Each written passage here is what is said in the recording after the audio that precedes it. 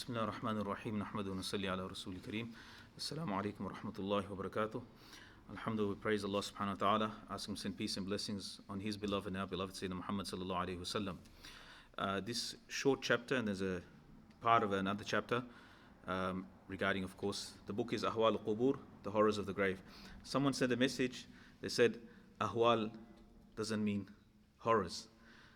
It means horrors. Ahwal with a ha is horror, and ahwal is a plural of that. With a ha in Arabic, ahwal, states. So the conditions, someone thought that I was mistranslating. So if you see the title of the book, Ahwaalul Quboor wa Ahwaalu Ahliha ila Nushur. This is the name of the book. Ahwaalul Quboor, the horrors of the grave, and ahwal, the conditions of its people until resurrection, till the day of judgment.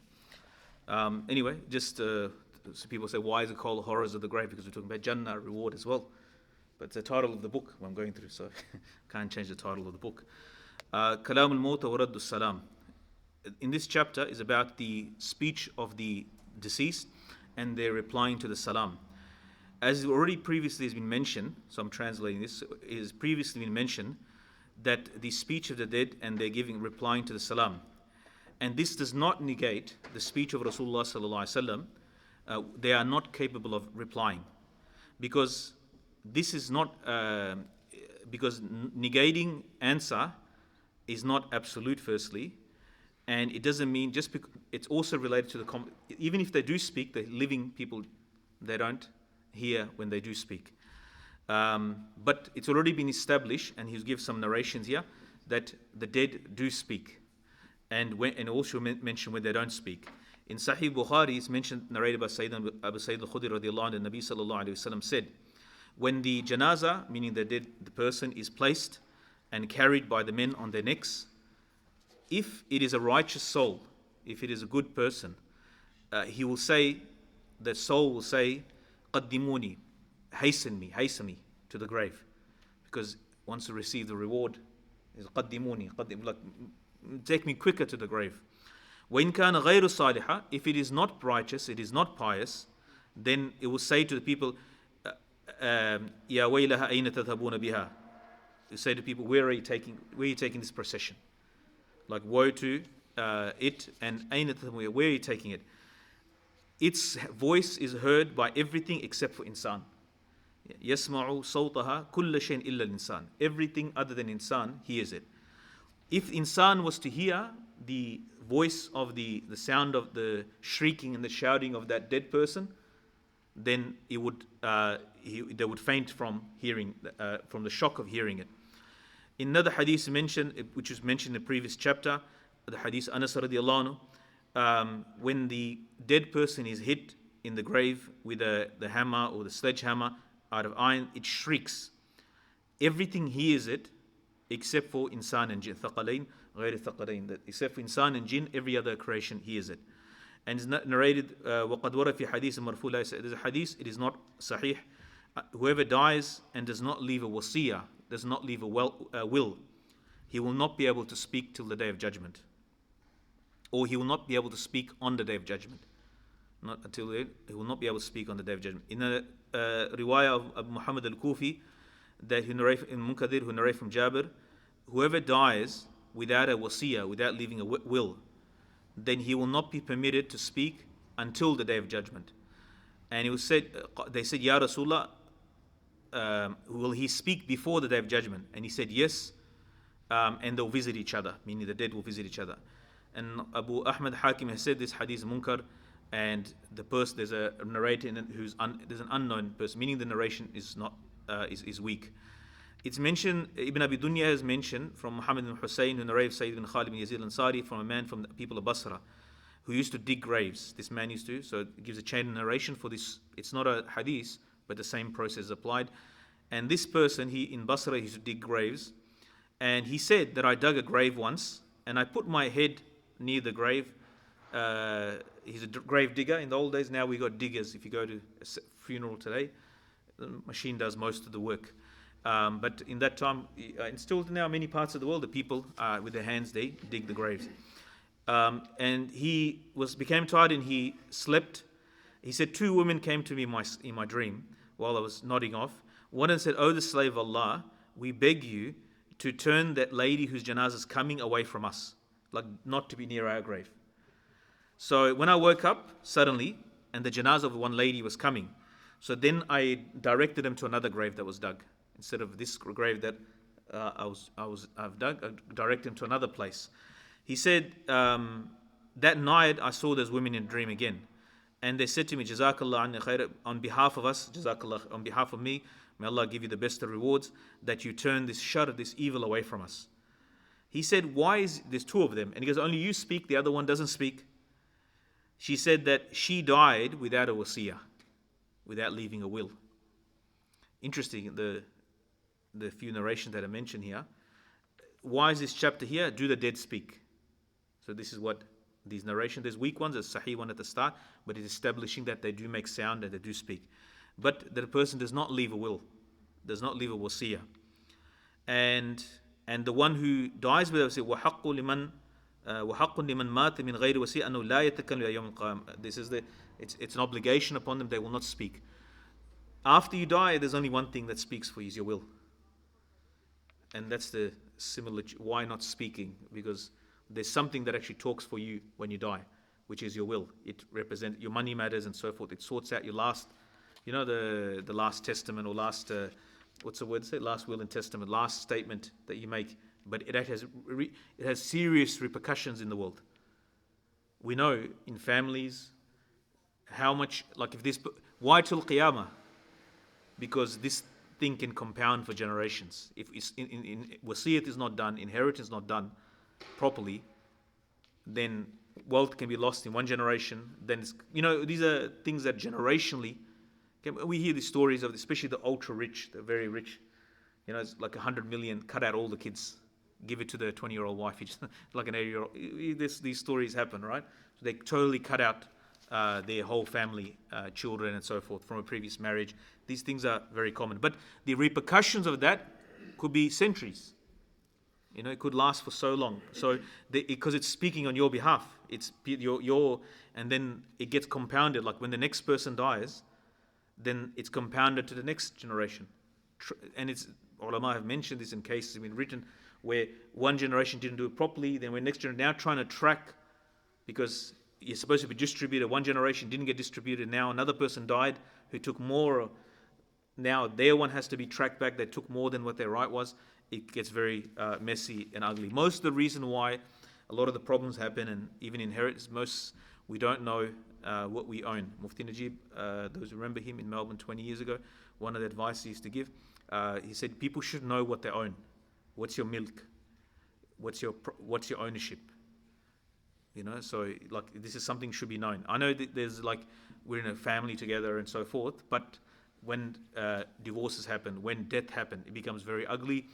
And I mentioned this many times before, and it's a reminder for myself and yourself that when janazah, because janazah in the last few weeks of so many janazahs, when happened, two things happen.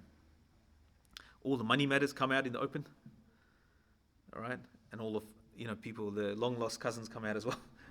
Everybody, there's one lawyer. She said to me that money has a way of jogging your memory, refreshes your memory. And second thing is, of course, all the fights of the family become exposed. Enmity, adawat, because janazah everybody has to come.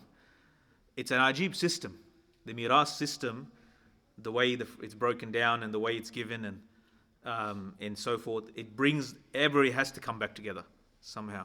If it's not done properly, of course, and then you see it, like divorces are more simpler because it involves basically two people. It's more straightforward, right? There was one, not lawyer, what do you call it? Mediator. She said, I'm so good in the matter of divorce, I split 3 dogs 2 ways in the divorce. So I'm so good at this job that I split it in 3 ways. So anyway, but in miras, it's not just 2 people. Depends on how many children, how many wives maybe as well. Depends. So it's it can get very messy. So therefore, wasiyah, a will should be each person should make sure they write a will. If they have assets, they should write a will, and they should have a will. I'm not sure if you don't have any assets, then what do you write? But But you should maybe right. I'm sorry, I don't have anything for you kids. I apologize. I don't know. Allah, we should have something. At least the car is there. We own the car, or something. Whatever it is, it should be divided properly. Allah alam. Abab al-Tasi', the chapter 9, في ذكر محل أرواح الموت في البرزخ. The place of the souls. Somebody asked me this question about a week ago. I said just wait. A few weeks ago, I said just wait. A few weeks coming. The chapter's coming. So we're going to cover everything, inshallah. Where is the place in regards to mention the place of the souls in Barzakh, when the dead are in the Barzakh? The person is buried. The soul is, where's the soul? So we had a discussion on it. So as for Imam Ibn Rajab Al-Hanbali Rahimahullah says, as for the Anbiya alayhim salam, أما الأنبياء عليهم السلام فليس فيهم شك أن أرواح من الله في أعلى عليين. He gives a very confident statement that, and this is very short regarding the Anbiya alayhi salam. It is, as for the Anbiya alayhi salam, there is no doubt that their souls are in A'la Illiyin.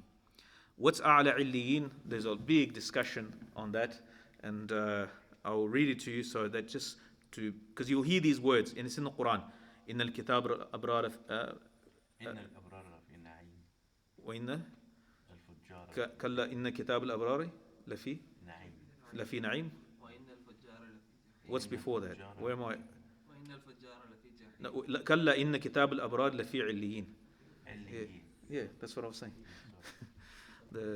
So it is. This is a.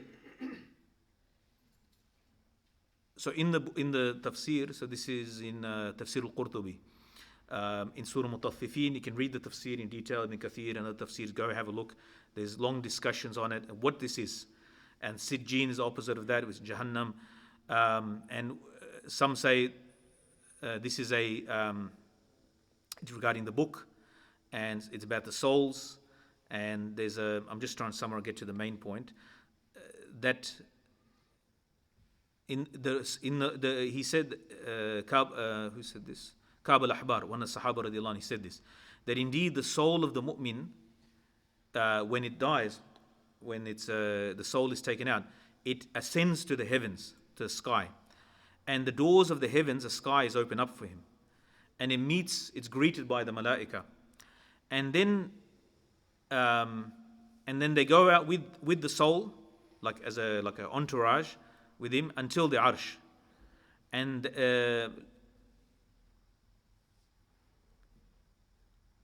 they are given they're like sealed with, like they're given the sort of you could say the certification of salvation, najat, min al hisab, and they are, and it's bore witness to by the muqarrabun. Qatada said, this is Ibn Abbas radiallahu anhu, student, one of the imams of tafsir of the tabi'in, it is illiyin, it is above the seventh heaven, below the right leg of the arsh. Right, it's a very specific locale. And then there's a riwayah of Bara bin Azib radiallahu anhu, Rasulullah sallallahu alaihi wasallam said, "Illiyun fi as-sama as-sabi'a." Illiyun is in the seventh heaven, below the arsh. And there's another view that Ibn Abbas radiallahu anhu said, it is a lawh, a tablet made out of green emerald, that it hangs below the arsh, and the deeds are written in it. The amal are written in it.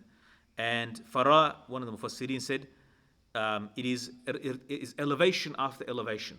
Irtifa' ba'd al-irtifa'.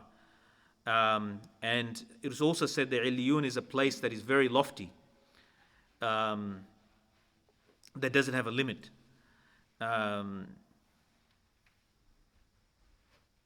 Anyway, there's more discussion about this. So, like I said, Tafsir Ibn Kathir and other tafsirs, if you go, you'll find the details of this.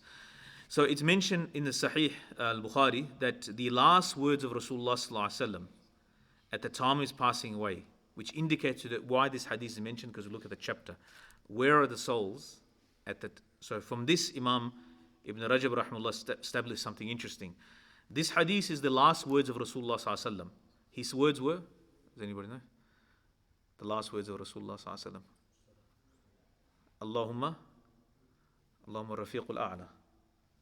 Allahumma rafiqul a'la. Oh Allah, the way to translate is rafiq is a companion, a'la the highest.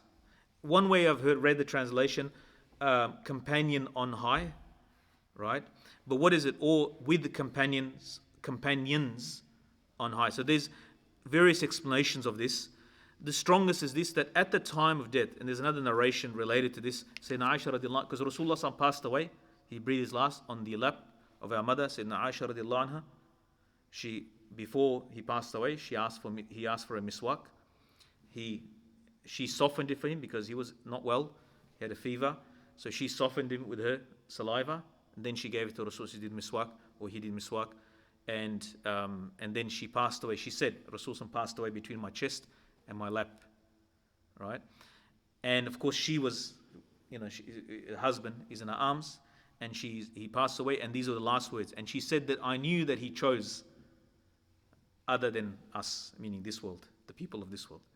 Rasulullah ﷺ fulfilled his obligations, his duty, his da'wah to humanity till Qiyamah. He's fulfilled, he gave, there's no comparison. He even said, nobody is harmed in the path of Allah more than me. No one's been abused more than me. No prophet has been harmed more than me. Sallallahu alayhi wasallam. So he said, Allahumma, O Allah. So the main explanation of this is the one, and there's another explanation as well. Rafiq, the companions on high, meaning the Anbiya alayhim salam. That I choose, O Allah, make me among them. When he saw and he's shown that to be with their souls. This is why Ibn Rajab is mentioning this here. He's not mentioning it for the last statement. He's mentioning it for the chapter. Where are the souls of the Anbiya alayhim salam? This is the first thing. So there is another explanation, but then it is debated. Many Imams have critiqued it, and they have said this is not as strong. That the companion on high is referring to Allah subhanahu wa ta'ala. Oh Allah, I choose you to be. Meaning that Rafiq, the word Rafiq comes from Rifq. Rifq means gentleness. The one who treats people one gently. Allah subhanahu wa ta'ala treats his slaves, especially Nabi sallallahu alaihi wasallam and Anbiya, gently and with love, because they're his prophets. They're the best of the best of humanity.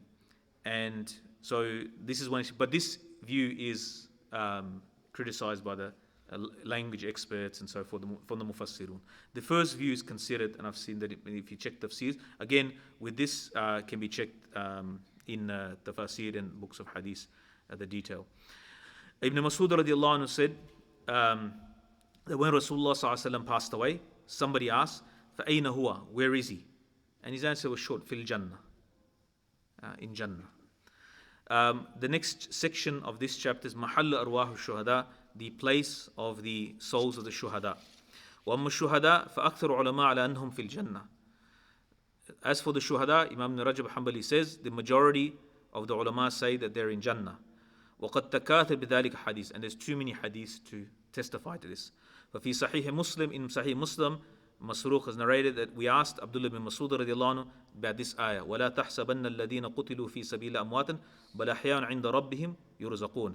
Do not consider those who are killed in the path of Allah that they're dead, but they're alive with their Lord, and they've been provided, they've been nourished by Allah subhanahu wa ta'ala.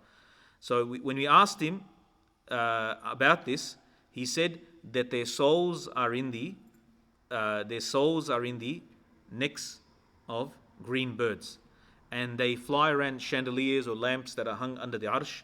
They stay there. They have these for them. They travel through Jannah wherever they want, and they come and sit, and that in those chandeliers, on the chandeliers, or those you could say chandeliers or like lamps that are hung below the arsh, and Allah subhanahu wa ta'ala addresses them. هل تشتهون شيئا? Do you want anything? Do you want to desire anything? قالوا أي شيء نشتهي? What do we desire? What else can we desire? We are in Jannah, we go wherever we want. And this is asked 3 times. And when they say that this question is going to be asked, that those shuhada souls are put inside the birds, that this question is going to be asked again and again, and we're not going to be left until we provide an answer. He said, Ya Rab, we want that our souls are put back into our bodies and that we fight in your path another time. Because these are shuhada, obviously we understand these are shuhada from battle. Right? Shuhada is many, many categories. Someone dies from stomach sickness, from drowning, from burning. Ulama have counted all the narration put it together, I think nearly 60 or 70 means of a person becoming shaheed. But this is because specifically here mentioned, put our souls back into our bodies so we can fight another time. So these are shuhada They're shuhada of battle. Because that makes sense. The shuhada of battle is not a small thing. This is why the hadith says Jannah is under the shade of the swords. Alright? Jannah is under the shade. Why this? Where's the swords up? Not in the back. That's where the front, where the enemies are meeting each other. The swords are up, you're under the shade. They're throwing their life, like for the sake of Allah subhanahu wa ta'ala. It's not an easy thing to do. It's an unnatural thing because we're defensive, we protect, we're careful. It's the exact opposite of what normally a person do. So to overcome that fear, to overcome all of the things, only for the akhirah, only for the rida of Allah subhanahu wa ta'ala. So when they said that, فَلَمَّا رَأَى أَنَّ لَيْسَ لَهُمْ حَاجَةٌ تُرِكُ, they don't have any need, they're left then after that. Because that's the only thing they want is to go back into the world, become shaheed for the sake of Allah again. Imam Ahmad narrated, Imam Abu Dawood narrated, and Hakim also narrated that Sa'id and Jubayr radiallahu anhu said that Ibn Abbas radiallahu anhu said that Rasulullah sallallahu alaihi wasallam said that when your brothers in Uhud they became shaheed, Allah put their souls in the necks of green birds. They go wherever they want in Jannah. They eat from its fruits.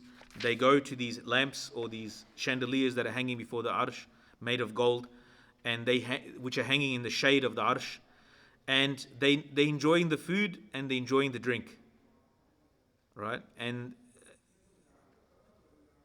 they say, look, من يبلغ عنا إخواننا أن أحياء في الجنة نرزق.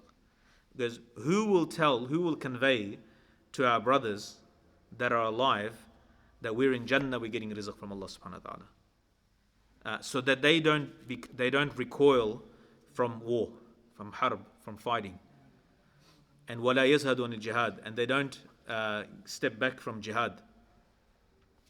I mean, this is talking about fighting, so there's a harb you can't twist it in.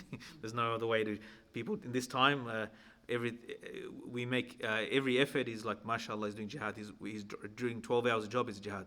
It's earning halal rizq, but here it's specifically, because we cannot play with these words of Rasulullah sallallahu alaihi wasallam and the hadith of the hadith, that when they say they will recoil from war and they will step back from combat, from fighting, then it said, قال الله تعالى, Allah subhanahu wa ta'ala said, أنا أبلغهم عنكم. Allah subhanahu wa ta'ala says, I will tell them on your behalf.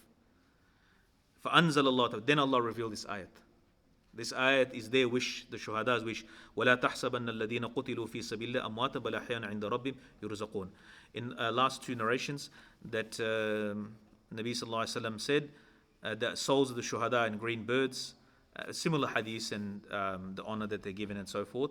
And the last hadith is the Muslim said, Anas radiallahu anhu narrated, Nabi sallallahu alaihi wasallam said that the shuhada, the martyrs, will be resurrected in the white birds. It says here, they'll be hanging below in those lamps or the chandeliers below the arsh.